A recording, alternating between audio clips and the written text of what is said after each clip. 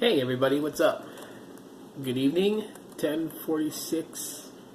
I was gonna say that, yeah, 10:46 p.m. my time, wherever it is your time. So looks like I kind of shifted gears and gone to this over the weekend type video, rants, vlogs, and all kinds of other stuff. And yes, just kind of be honest with you guys. Hold on, let me just camera here. So I'm kind of straying away from my normalcies and just kind of going, full tech, full talk type videos. And so yeah, it kind of begs the change. But never mind the changes. Still the same type of show, still the same types of rants, still the same type of thought processes. And so for today's video, I'm going to talk about why I'm not buying into the bezel-less display. Why it's not a major thing to have on a smartphone that I choose. And why bezels don't bother me at all whatsoever. Now I know that they look cool, okay? I'm going to chalk it up to what it is. They look cool. It's cool to have a phone that has nearly no bezels edge to edge. It's cool to have a device that has no bezels, three sides of it. Isn't a necessity to have. No, it really is not. To me personally, a bezel-less display phone, while they're cool looking and everything like that, it's just not an important thing to have. Really, it's not. I see a lot of people kind of comment on that lately as brand companies like Samsung and LG are trying to push this boundary, and then you have Xiaomi with their near bezel-less displays, and it's just, that's everyone's thing now. It's like bezel-less display is out. Apple's now doing it with the iPhone 10, and so now the I guess you could say the scorecards to score a smartphone has completely changed. And it's just weird to me that if it has bezels, it's written off. Now, I know some of you guys are smart enough to look past that. And while you guys, like me, may look at a device that has like very thin to no bezels, you're like, oh, that's pretty cool. That's neat looking.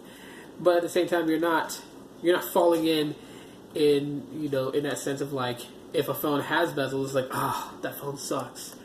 It has bezels on the side. It looks ugly and da-da-da-da. It's just like, wow, really? There was a time where when we didn't have bezel-less display devices, that a device that had bezels on the side, you were like, okay, it's pretty cool. Now, don't get me wrong now.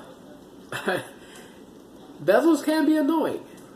Especially like if you have like a really gigantic phone and a very small screen. Like we're talking about like a phone that looks like it could house, a 6-inch display with minimum bezels, pushing a screen display of like 5.1 inches. So you're going to have like some really thick bezels on the side and on, the forehead and the chin.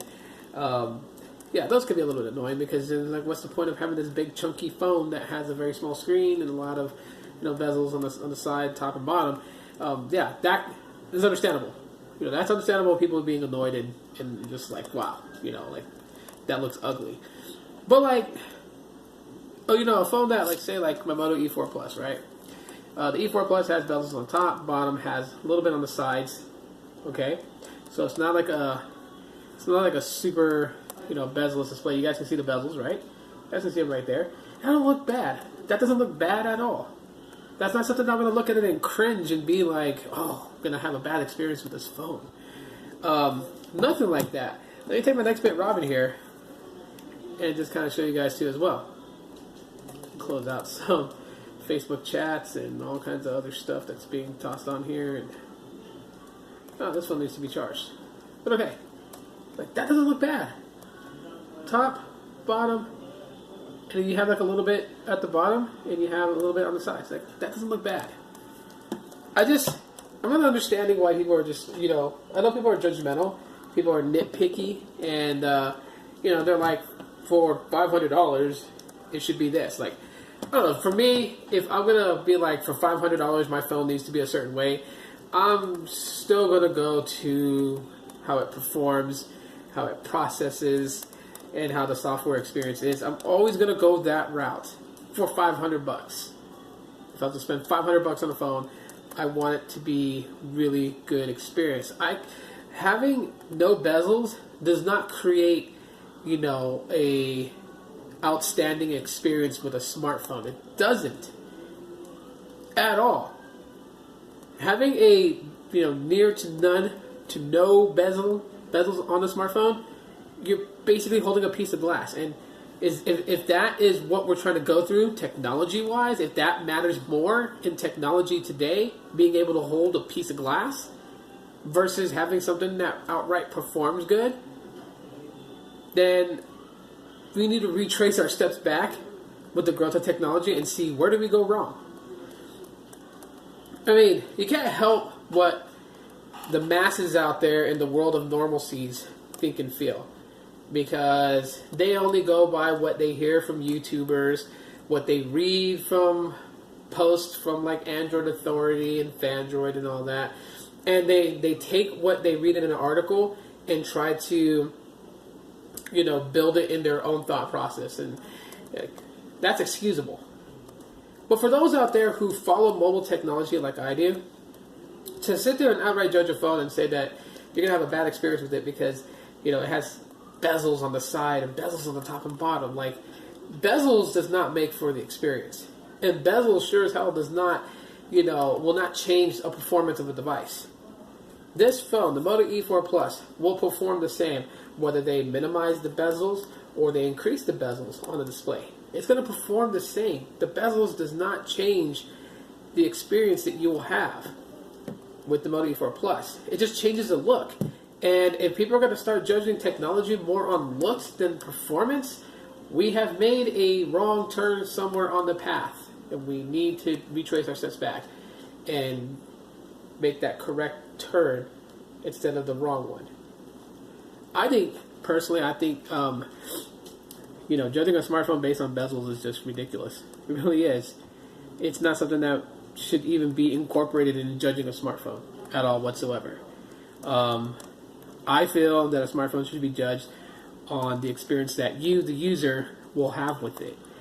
And when I say you as a user and the experience, it does not mean how it looks. It kind of goes into that famous old saying, never judge a book by its cover. Which I could actually tell you guys a story of a device that was like one of the first to come out with nearly no bezels on it. That is the Sharp Aquos Crystal. Good looking phone. Neck breaker, I like to call it, because people would look at it and be like, holy crap. It had like 3 sides of it with no bezels at all whatsoever. Didn't even have an ear speaker on it. The screen actually had the technology to vibrate, to push sound into your ear that you would be able to hear. So the vibration of the screen created the sound, and there was no actual speaker on the front for you to actually hear your call through. So you had to place the screen up against your ear. Right? When people first saw the Sharp Aquos Crystal, they were like, oh my god, this is going to be a really cool ass phone. Turns out, I had a very bad experience with it. So much in the sense that, for me to have a better experience with the Sharp Aquos Crystal, I had to root mine, which is very hard to do because I still see people commenting on the Sharp Aquos Crystal root video, and they're asking for help because they follow the steps from XDA, from developer TuiLove, and maybe they did something wrong, or maybe their Aquos Crystal was updated to another version that was not supported by the root method. But anyhow, I had to root mine to get a better experience. So that's what I mean by don't judge a book by its cover, and certainly having a bezel-less display does not change the experience you will have with the phone.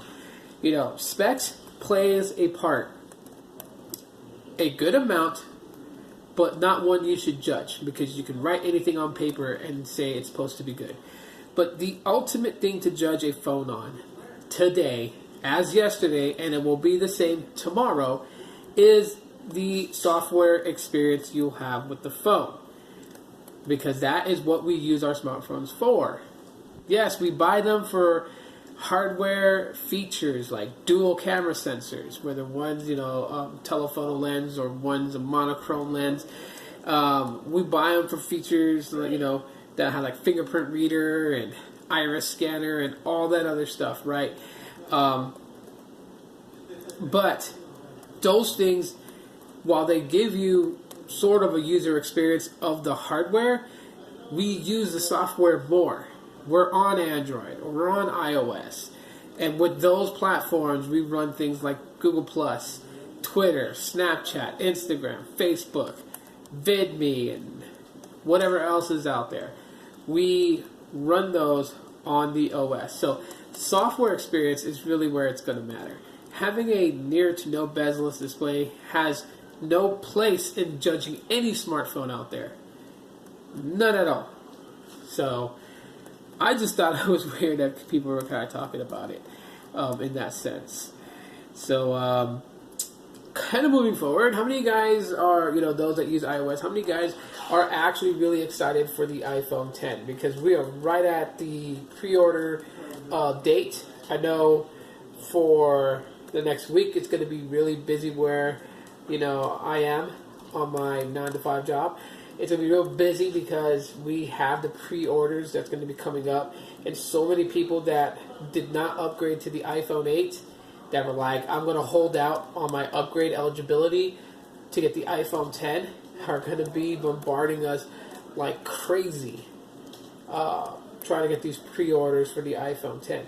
Now, yes, there were a lot of YouTubers that did little reviews and rants about the iPhone 10's display, about the little notch on the top, and how some thought it was cool, some are frustrated by the way it looks.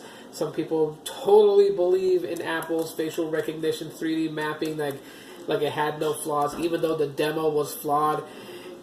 A lot of speculation, a lot of controversy. Some people actually have the device and they're playing around with it. But I want to know what your guys' thoughts are. Like, what do you guys think about the iPhone 10? Are you guys really excited? Those of you who use, iOS and iPhones, are you guys really excited for it? Like, is this something that, regardless of, what kind of flaws and kinks it may have, you're okay with it because it's a refresher? Which, I think is probably like one of the only positive things I can really say about the iPhone 10. I mean, I'm sure a lot of people who are, big with iOS can name me about 100 things that's supposed to be great about iOS 11 and the iPhone 8, 8 Plus, and the iPhone 10. But I think one of the only things that I feel with the iPhone 10 that I think is really great about it is that it's a design refresher. We're creatures of habit. We like something and we get used to it for so long, and eventually we want to try something else. I mean, I'm not going to lie to you guys. There was times where an iPhone looked tempting. It did. But then there are reasons that I don't use Apple devices and I don't use iOS. Not to say that it's not something that anyone else should try. Because me, I'm over all that, OS wars. I think that stuff is ridiculous. I think everyone should like what they like, love what they love, and use what they want to use without having ridicule or persecution by anybody out there. To argue over something like, an OS platform is pretty ridiculous, in my opinion. It really is. But, I mean, it's the maturity that's come through. Because, think about it. Now, I'm not going to lie to anybody. Look back at my way, way, way old videos, and I have a strong stand against iOS and against Apple products. Now I find myself like, it's cool. It's not for me. But other people are like, hey man, I went and got me an iPhone. I switched and tried out iOS and I like it. I don't knock them for doing it. I don't be like, oh, you traitor or anything like that. Like, cool, it works great for you. What do you like about it? Like, I'm interested in knowing what they like about it. And then, they'll tell me. And this is on social media, so.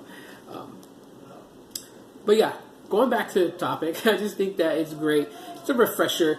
It gives those people that have been using iOS and Apple devices for years, it gives them a new look. So you're not continuously using the same thing that you're used to. I mean, yes, we've had refresher points with the iPhone. If you look at the days of the first original iPhone, and then the 3G, the 3GS, and then it goes to the 4 and the 4S, and 5, 5S, 6, 6 Plus, 6S, 6S Plus, 7, iPhone SE with iPhone 7, 7 Plus, now iPhone 8 and 8 Plus, and now the iPhone 10. So you do have points of like where it's been a refresh. But normally, Apple doesn't refresh their designs very often, as like if you look at Samsung and the Galaxy line of devices, they have a revision every generation. Sure, some people will be like, well, the back of the Galaxy S3 and the S4 and whatnot kind of look similar. Like, yeah, they kind of did. They didn't have like a drastic change. But then again, you could identify the difference between. Whereas with, iPhones, because they don't have a general refresher in hardware design, you could easily fool people, as I've seen some YouTubers actually did that with the iPhone 8 and the iPhone 7. Making people think that the iPhone 7 was the iPhone 8 and the iPhone 8 was the iPhone 7, and people actually were like, the iPhone 8 is so much faster than the iPhone 7, but they're holding the 7, thinking it's the 8. I mean, like, yeah, so that's what I mean. It's like, distinctly between the two, you really wouldn't tell the difference unless you're one of us who's really interested in mobile technology. You would know the iPhone 8's back is made of glass because it now supports wireless charging. So with the iPhone 10, I think the coolest thing is that the fact that it has a refresher design. Why did they remove Touch ID? I'm not sure. Because there have been so much rumors about this device before they even unveiled it, that supposedly Touch ID was going to be built into the screen, that they were ditching the physical home button for a on-screen Touch ID recognition, which there is technology for that. If people are going to be like, well, there's not technology right now that can do it. There is. Qualcomm is currently working on one where the fingerprint reader will be the screen at the lower part of the device. So basically removing that whole home button thing. So anyhow, I just really want to know what you guys' thoughts about it, since we're right on the corner of the iPhone 10 pre-orders. Want to know what all those people out there who use iOS or have used iOS or are even planning on getting the iPhone 10, like, what do you guys really think right now at this point? Like, where's your mindset? Are you excited? If you're excited, tell me why. Tell me in the comment section why you're excited. I really would love to know, because I like reading about tech, and I like hearing your guys' thoughts and opinions about it. So that's going to be pretty cool. So anyways, to kind of close this video out for today, for Friday's video, October 20th, by the way, maybe I might start announcing the date to kind of catalog these things, but I got some real cool stuff going on. I think this week I'm going to compare the Alcatel Pop 4S versus my Moto E4 in another, side-by-side comparison between both of those devices. I will get to the Moto E4, which is what I'm using to record this video right now. So I will get to a video where I'm going to compare the E4 to its big brother, the E4 Plus, because we all know that while siblings are tight, siblings also are the biggest rivals to each other. So having both of them compared, and these are the Boost mobile versions, so this is not the Verizon one or the Metro PCS one or any of that. These are the Boost mobile versions I'm going to be comparing side by side. So I'll have that video also going. Tomorrow, I'm going to have a real cool experience. I got invited to Mount Baker Vapor for an exclusive tour, and I'm not sure if I'm going to be able to record any footage. Hopefully I will, because I don't think they're really going to let me see a lot of their deep operations of how they do things, because, they don't want their competitors to know all their tricks and secrets. But this event, I'll be basically checking out how it all runs, how their store functions, their online store, and I think we're going to have lunch with them, so they're treating us to lunch and some other goodies. So if I don't get to film being there, I will vlog about it after I'm done and I get back home. Then I'll probably do a vlog video. I'll probably tell you about my day, what we got to do, and show you guys some of the cool stuff that, if they're giving out, which I think they will. They'll give out some sort of product stuff to just kind of help out. I will then let you guys know. If they tell us any cool news that it is okay to actually relay out there to those people who are into vaping, then I will let you guys know. If I can't, But yeah, so some other things that's going on with the channel is, I mean, I've been trying for so long to kind of advocate for vaping, and I'm going to kind of bring that in because, believe it or not, whether you guys want to think it or not, vaping is technology, right? Basically, you're switching over from dried up, cut up tobacco to mechanical use of getting your nicotine deliverance. So there's a lot of cool things that have to go into vaping. So I'm not going to do a whole lot of reviews because I'm not one to just buy every mod out there and review it. But if there's cool news and stuff that kind of regards vaping, hopefully some of you guys who do vape also might appreciate that I start throwing some videos about that. Again, this is just to kind of broaden the way that my channel is. I am so done on just being dead focused on one type of thing, and I just kind of want to bring you guys into other things of my life that's interesting in my opinion and share that with you guys. So hopefully you guys are just as willing to accept and excited for those types of videos. As I'm also going to do like regular vlogs that are out away from technology. I just don't want to get burned out over the whole thing. So I just think that there's more to life than just technology, and I want to show you guys a balance of. Because I think too much technology is bad, but technology is good for some things. And so if I can show you guys how I can balance it, maybe then it'll help some people who won't be so superly addicted to technology. We passed the 20-minute mark, which I wasn't trying to do, so I'm going to end this video right now. Get this video uploaded for you guys. I know I haven't been editing and doing any type of special effects. My last videos have been all raw dog. And that's just the way I want to go about it right now. Maybe one day I might feel the want and urge to just spice up the video a little bit. But hopefully just being in front of a camera and talking with you guys suffices for right now. So anyways, thanks for checking out today's rant video. All subjects that we talked about, leave your guys' thoughts in the comment section of the video. And if you made it this far, secret code word of this rant, Aloha Friday. Type that in to let me know you guys made it all the way this far. And yeah, that's it for now, guys. Thanks for watching so much. I appreciate it. My son's grouchy, so I gotta go. Bye.